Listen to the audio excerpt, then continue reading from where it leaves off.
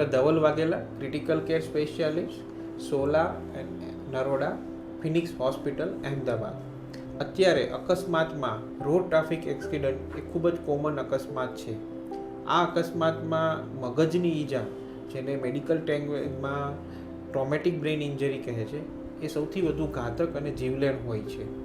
Traumatic brain ઇન્જરીના બે પ્રકાર હોય છે, જેમાં પ્રાઇમરી ઇન્જરી થવાને કારણે મગજને ડાયરેક્ટ ડેમેજ થાય છે.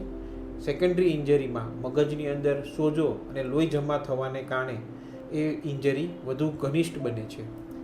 આ પરિસ્થિતિમાં દર્દીને તાત્કાલિક હોસ્પિટલમાં દાખલ કરીને કાર્બન ડાયોક્સાઇડનું લેવલ, ઓક્સિજનનું લેવલ, બીપી, સોજો ઓછો કરવાની દવા અને તાત્કાલિક મગજનું જે ભાગમાં ડેમેજ થયું છે એ ભાગ ખોલીને એમાં બ્લડ અને સોજાનો ભાગ ઓછો કરવા માટે ડિકમ્પ્રેશન ક્રેનેક્ટોમી જેવી સર્જરી કરીને જીવ બચાવી શકાય છે.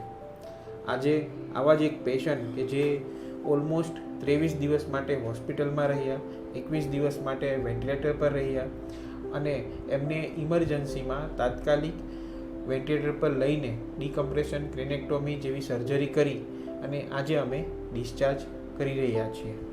તો ઋતુલભાઈ, તમારો એક્સપિરિયન્સ કેવો રહ્યો? First of all thank you very much sir.